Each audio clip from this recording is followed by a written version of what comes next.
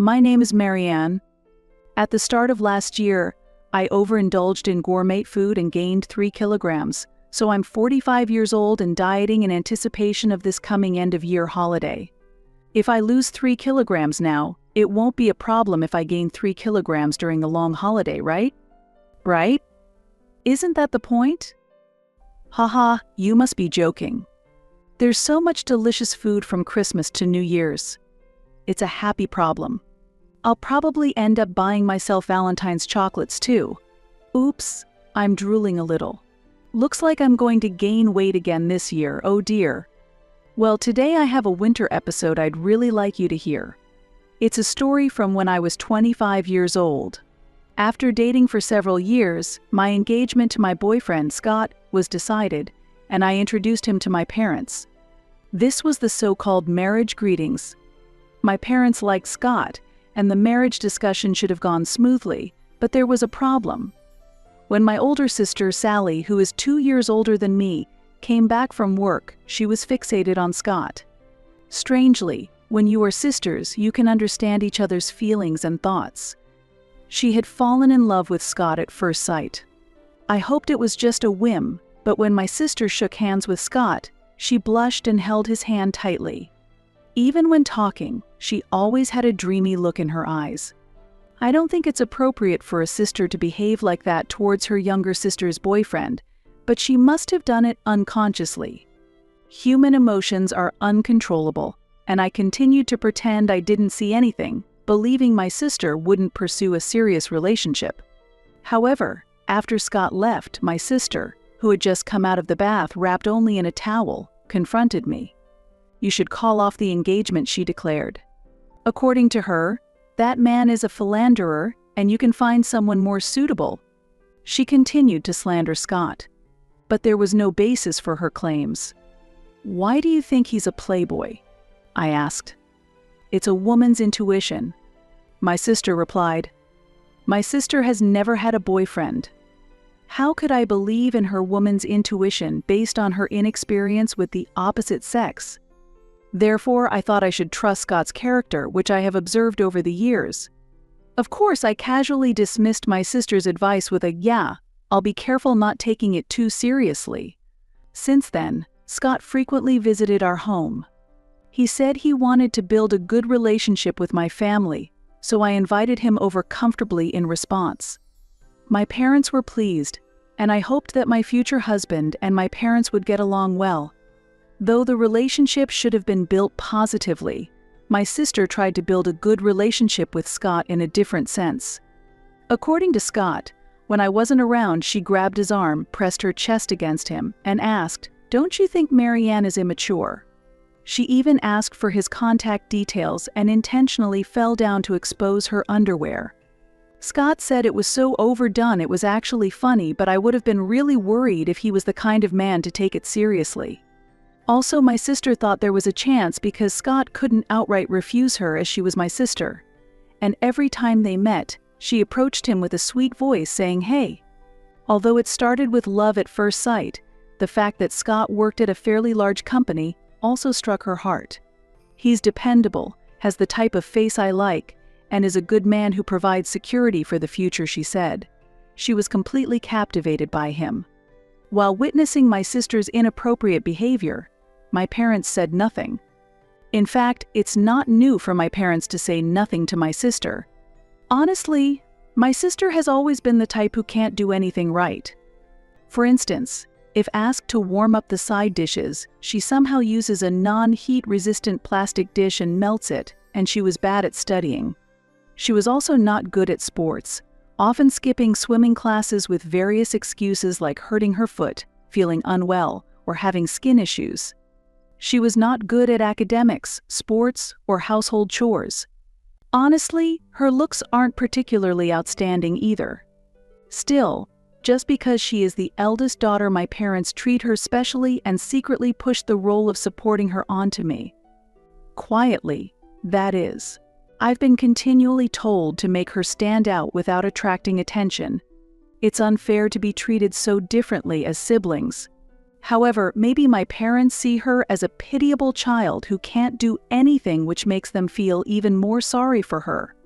Strangely, I've always been the type who is efficient and can do anything quickly. Perhaps the adults felt there was no charm in teaching someone who could handle everything on her own. Thus, I can easily manage the task of supporting my sister, and I sometimes intentionally act as the incapable one in public. As I grew out of my teenage years and realized, continuing this way, I'll fail the exams, I began to resist my parents and act on my own will. If I had continued to comply, I really would have become a person who can't do anything. Due to my defiance, my sister began to dislike me a bit for losing support, but our relationship was never truly bad. We could talk normally, and sometimes I even gave advice on her issues. Our family had distorted aspects, like overprotectiveness towards my sister and a bit of hostility from her, but I still think we were a perfectly normal family. However, the balance was disrupted because Scott did not reciprocate my sister's feelings. I can't accept that my younger sister is getting married before me. On the eve of our wedding, my sister exclaimed these words to our parents. "Don't say that. You will find a good partner soon too, Sally." "I agree with Dad, Sally. It's not like that. Normally, the older sister gets married first, and then the younger sister. It's too soon for her." "But the wedding is tomorrow, isn't it?" "What are you saying, Mom? Don't you care about me? I'm going to be the pitiful older sister who gets surpassed by her younger sister." "That's not true." That night, I quietly listened to the intense exchanges between my sister and our parents from the hallway. Should my sister get married first? If I waited for her to marry, I would age considerably in the blink of an eye. What is she really thinking? I thought once she voiced her complaints, she would settle down. I understand. Both Mom and Dad will not attend the wedding tomorrow, so please be satisfied with that, Sally. What? I was shocked by these words. Both my father and mother agreed not to attend my wedding and apologized to my sister. What is this? It's like they're followers of my sister's cult. This is beyond mere indulgence. Still, my sister sighed unhappily. Fine, I'll compromise. Let her have a wedding that nobody acknowledges. She clearly does not want me to marry Scott. Probably because she herself has feelings for him. It's unbelievable. A wedding without the presence of my parents due to my sister's unrequited love is becoming a reality. And then, the wedding day arrived. Despite it being a day of celebration, I could hardly sleep due to anxiety. Of course, it wasn't anticipation that kept me awake, but the discomfort from recalling the exchanges between my sister and my parents. I won't forget the satisfied smile on my sister's face when my parents told her they wouldn't attend. At the venue, I explained to Scott and his parents that mine would not be attending. I apologize. My sister opposes this marriage, so my family will not be attending, I said. It was a heartbreaking announcement to make. My in-laws could hardly believe that there were parents who would not attend their own daughter's wedding. They were silent for a while after hearing my story. On such an important day, the moment I felt the heavy atmosphere, my mother-in-law took my hand.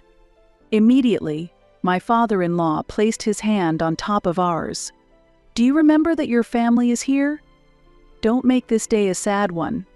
Come on, why don't you smile?" said my mother-in-law warmly, and I couldn't help but tear up. "Marianne, I'm here as your husband, so please stop saying the family isn't attending," Scott said as he tenderly stroked my head. Seeing me start to cry, my in-laws and Scott hurried to cheer me up, saying, "Don't cry. You're the bride and your makeup will run," even though they were joking. Then my mother-in-law looked at me intently and said, "Marianne, it might be tough with your family back home, but this new life you're starting should be a wonderful beginning. Let's build your own family."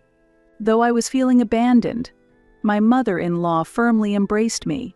Scott and my father-in-law followed suit. I told myself it's okay, just like my mother-in-law said, this is supposed to be a new beginning. I vowed to build my own happy family, and that day I officially got married with Scott. 15 years have passed. During that time, my husband and I had a daughter and 2 sons.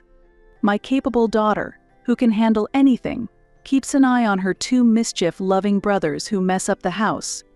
Sometimes, the sound of my own voice yelling, "Stop it now," surprises even me.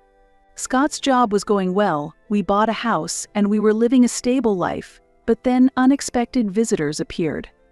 It was none other than my father, mother, and sister. After marriage, I had kept my distance from my family and hadn't given them my new address. However, they somehow found our house and showed up unexpectedly. Of course, the words that came out from me when they appeared were not a warm greeting like, "Long time no see," but, "What do you want?" "I have a favor to ask of you," my sister said. My parents also said, "It's something only you can do for us," as they looked at me sincerely. What's going on? What could they possibly need from me after 15 years of distance? Half in anticipation and half in fear, I remained silent as my mother spoke up. "We want you to give Scott to your sister." What? Both Scott and I were shocked by her words. Wait a minute.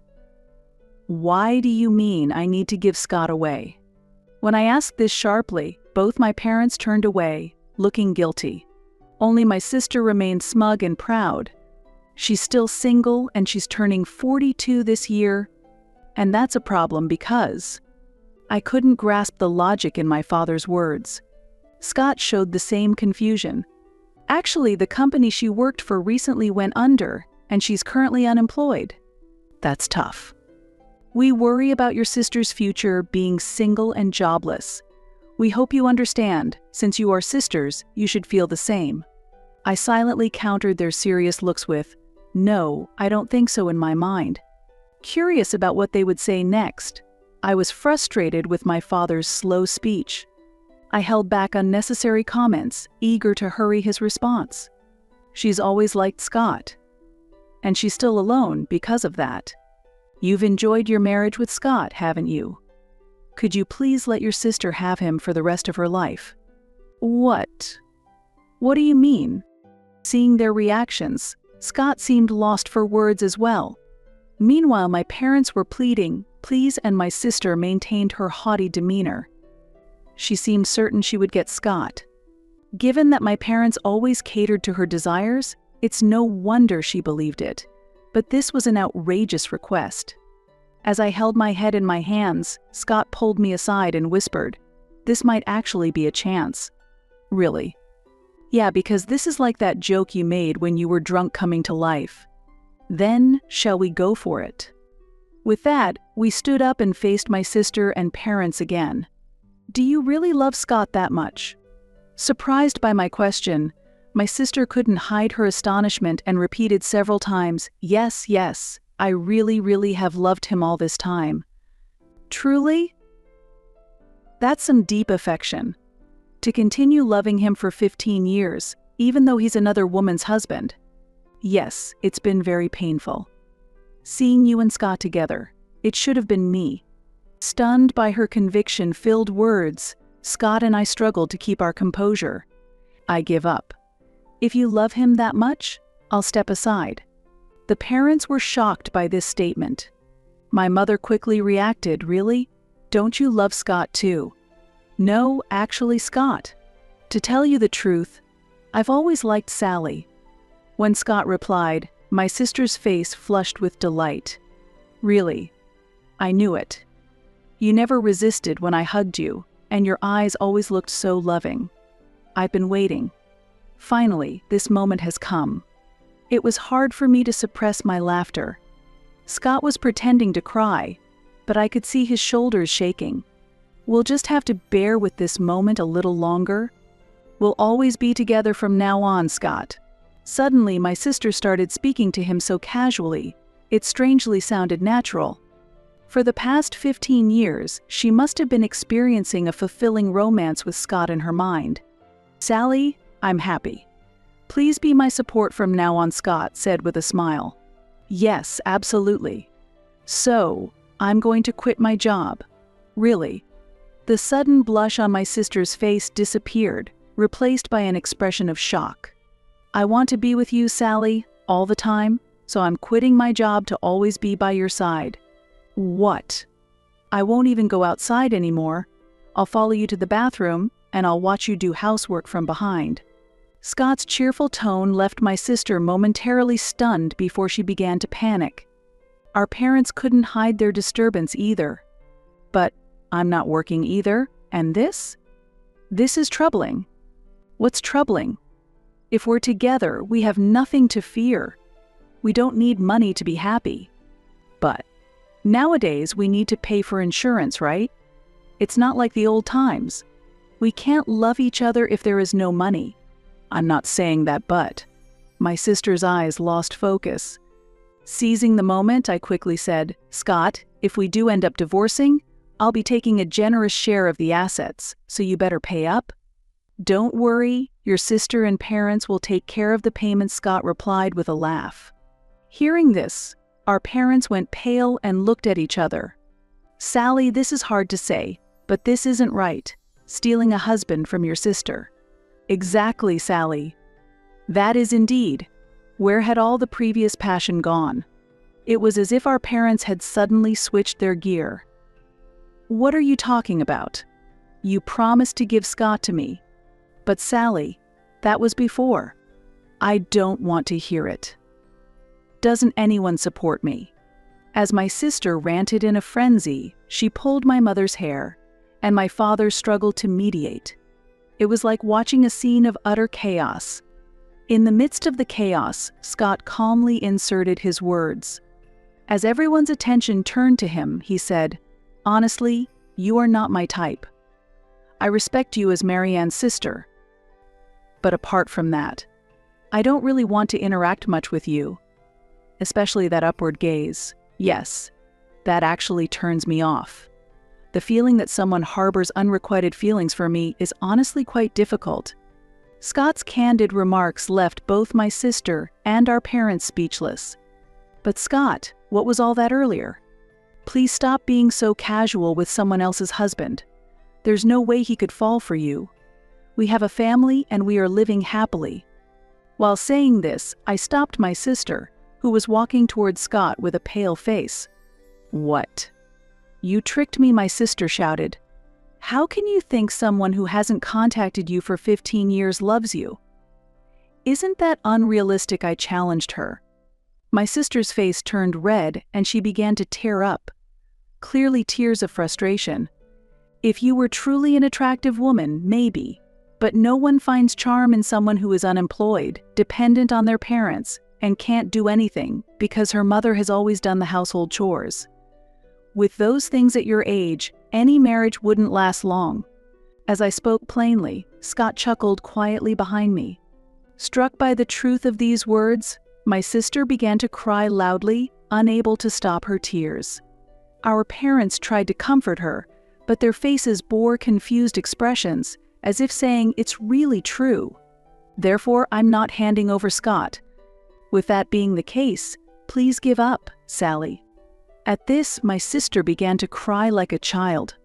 It was an unseemly sight for an adult. She really hasn't grown up. Take this experience as a lesson, and please don't involve yourself with us again. No matter how much trouble you find yourself in the future, don't expect any help from us. With that, I slowly closed the front door. When the children asked, "What happened?" I responded, "It's Halloween season, so it seems a ghost came early." My eldest suggested, "Let's exorcise the spirit." Although I stopped that idea, it almost seemed like there was a wailing ghost outside, as we could hear my sister crying. Another 5 years passed, and she remained single. She managed to find a job but was eventually fired for inappropriate behavior and caused trouble by rushing into marriage too much, leading to her being banned from matchmaking events. It seems she might stay single for life. My parents are working part-time even after retiring, saving money for her sake. They probably realize they can't rely on her for their future care. I hope they feel the consequences of indulging her after all their hard work. Now, I spend my days as a homemaker without worrying about my children's school fees, thanks to my intelligent children and a husband with a stable income. Sometimes I wonder if working outside could have helped me quickly burn off the calories from overeating during the end-of-year holiday. My daughter, already slim, is entering her growth phase and wants to start dieting, which I'm persuading her against. You can think about dieting when you're older like me, I advise her. My two sons love dancing and recently showcased their talent at a local event, winning several awards. They confidently say, "We're going to be in BTS one day." So, I sincerely hope BTS continues as a group until my sons are grown-ups. We enjoy regular visits from my in-laws, who are as dear to me as my own parents, sharing delightful meals. When the children have spring break, we plan to take a spa trip, looking forward to spending quality time together. Though there were many difficulties before marriage, my daily life through marriage has been filled with happiness, deepening the true bonds of family. I hope for continued health and long life for everyone to share more precious times with our family.